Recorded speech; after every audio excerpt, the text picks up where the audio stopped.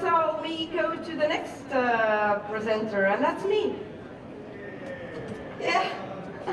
So I'm going to talk about fundraising and how it can actually fuck up your startup.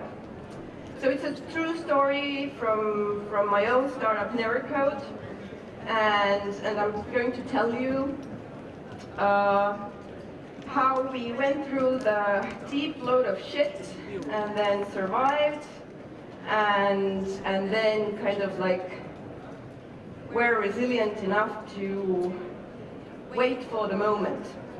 So, you know, it was a nice sunny day. I believe it was Tuesday when we actually closed our second seed round of 750,000 euros. It was back in 2016, just before 2017. And at that time we were, you know, like hacking the way to really find, you know, what could be the vision and what to do. And then we weren't even called Nevercode, we were Greenhouse CI.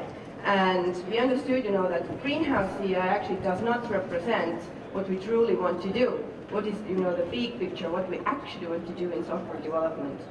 So we came, you know, to this name Nevercode, that this is, you know, that is our true passion, that we want to automate as much as possible in mobile app development and in app development in general, and actually make software creation typing free, so that developers, you know, in the end, they don't even need to type in code, but it's, you know, the technology is so advanced that we can talk to him or her or it.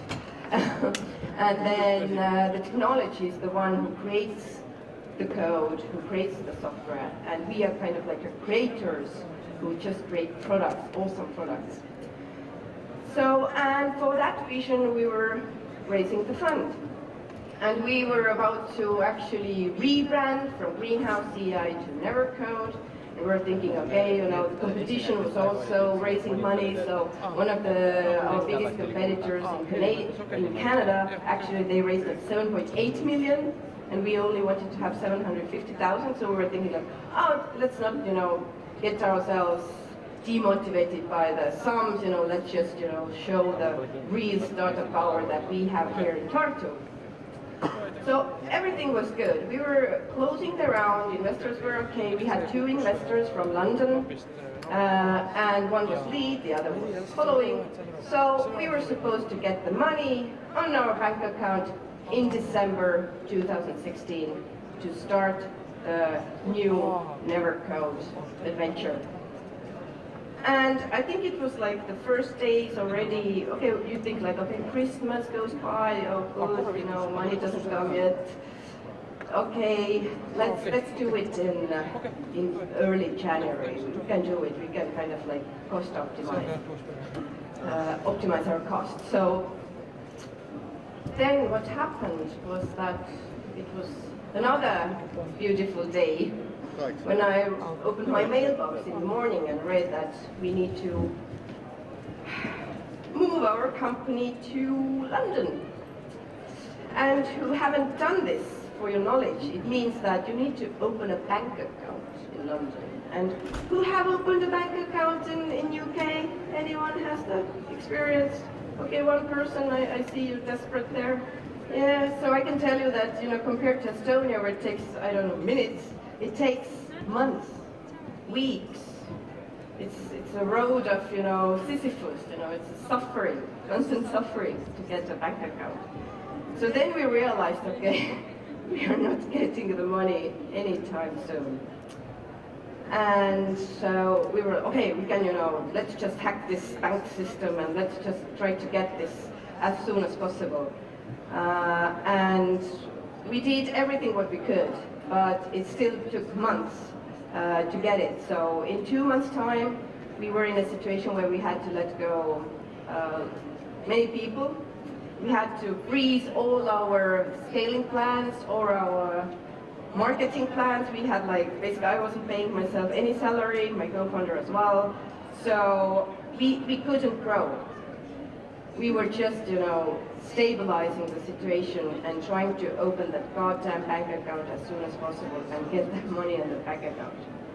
So I remember it was, I think in March, Another beautiful day, and I again opened my email box, and then there was a letter from the follower investor who said, we're dropping out, we're not coming, so we're not giving you the money. So we were left with less money, and of course it was like devastating, like what else is coming, moving to London, having to make the bank account, now, the investor going away, then the investor, the leader who actually stayed said, okay, are you, good, can you handle this? Yeah, of course we can handle this. We're startups, we're used to hard stuff. So I think it was already in April when our lead developer came to us and said, I love you, but I'm leaving. Aha, so that was what was missing. So, the one who was there from the beginning, helping us to build the product, was leaving. It devastated the whole team. Because this is, the moment when someone leaves, actually leaves, still lives. He's still living, we didn't kill him. That's a good thing. So he left, when someone leaves in this hard moment where you need to struggle, we still went for the rebranding because we had decided that we were going to do it anyway. And we had no money to actually put any marketing behind this rebranding. So we're just hoping, people to come. And first they kind of came through Greenhouse CI, but soon we closed Greenhouse CI down, and then nothing happened. Then the developer went away. We still hadn't received our money. It was already in May, and then our growth totally stopped.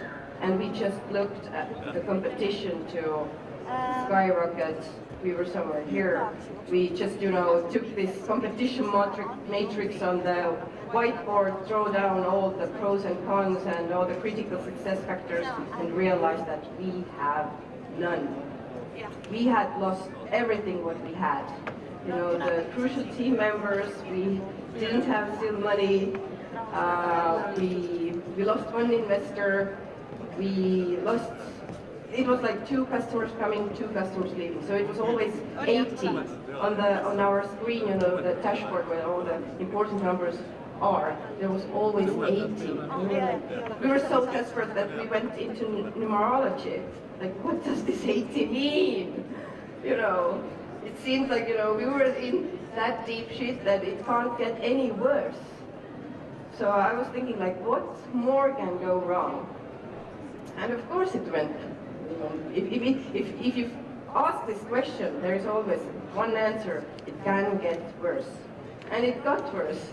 So I think it was just a couple of days before my birthday, which is 1st of June, by the way. Please note it down so you can send me later happy birthdays when this time arrives. And I burned out. And I found myself laying in hospital. And I was, looking at the ceiling and just saying, you are not fucking killing me. I'm not dying. And then, realizing this moment of truth when everything has kind of stopped. And you still have nothing. I got this message from my co-founder, okay, the money has arrived. So it was 6 months later when the money had finally arrived. Okay, one good news. Then I already kind of gathered myself together. Okay, I think I can get out of this hospital bed and actually start living again, or dream of living a normal life. But I was very hesitant, so I took a real time to think about the situation. What the heck? What the heck happened?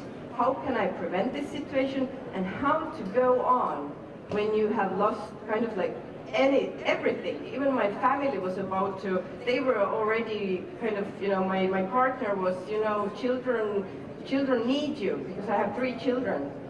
They don't want their mom to be dead. They need you. I need you.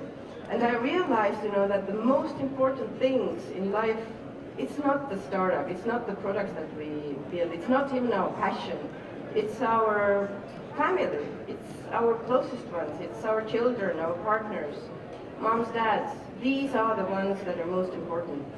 So I stopped, being ambitious and kind of like obsessed about the vision of Nevercode, I stopped being passionate. And what I started to do was just live one day at a time, one moment at a time, live in the moment. So, and it was kind of, you know, the feeling of enlightenment. I don't know how many of you have had this. Ah, yeah, so you know what I'm talking about. The rest, expect it to come. It will come, you know, hard. The older you will become, the harder it will hit you, the moment of enlightenment. So, and I understood, you know, that actually the whole thing doesn't make any sense, because if you look at the big picture, the picture of, you know, how the universe was made, and what is our position in this universe, we don't even exist. We're not there. No one cares, you know. Like our planetary system doesn't care. Am I building the Nevercode or not? You know, our planet can disappear, humankind can disappear, and nothing will change. Nothing. Even if there is like a different civilization somewhere, they don't even know about that, we were trying to get to Mars, or I don't know, behind the moon, and actually see are there any alien colonies or not.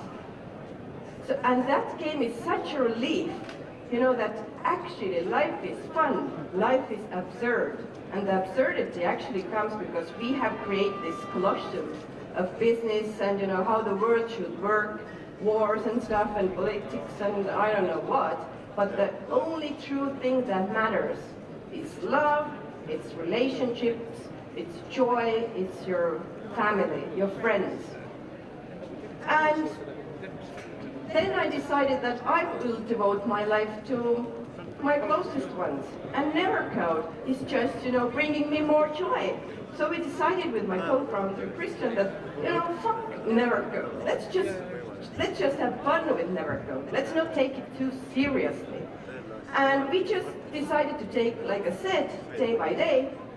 And fortunately, the investor that we had from London was reasonable enough. Why we actually wanted them to become our investors. One reason was that they said they always support founders. So this is one thing what you need to keep in mind when you are looking for investors, that they actually support you as the founders who have the ambition, who have the vision. So they said, like, we totally don't interrupt into decision making. It's up to you as founders to decide which way you want to take this company. So I think it was from this moment,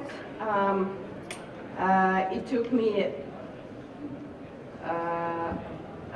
year, not a year, let's say 6 months later, I ended up the year 2017 with this flu thing that totally wanted to kill me, but I didn't die. And then I decided, okay, 2017 was the worst year in my life, and 2018 is going to fucking be the year of my life, and the year for Nevercode and our team. So what happened, you know, half years later, so we just took day by day. We didn't think about, like, we're not growing huge, and, you know, we're not making maybe those strikes and rapid growth. We were just enjoying. We were enjoying the team, we were enjoying getting to know new customers, and we didn't go for killing the competition, because we realized that we had lost the situation. So this kind of like freed us from all the obligations, and we just started to joyfully look for opportunities or just new stuff, to make fun of new stuff. And it was in August, so I'm about to kind of like come to the last, you know, point. Yeah, so in August we thought that, okay, let's just, you know, check out what's out there. And we understood that Google was building this new mobile platform named Flutter. And we just did a like very basic support for this platform and tweeted about it. And it was like seconds later, you know, they tweeted back. Personal message me was the message from them. Then a month later, we met them in Mountain View in Google Campus, shook hands, said, like, we're going to build you an awesome product, an exclusive CI/CD service for Flutter, and we launched together in 4th of December 2018 in London Science Museum. And we realized with our team that we were no less than the Google Flutter team, that we're exactly, same talents, the same knowledge, the same capabilities. And it gave us so much courage that we just skyrocketed after that. And I don't know where 2019 is going to bring us, but well, I'm ready for everything. I've been there, and now I'm really ready to skyrocket big time. Thank you.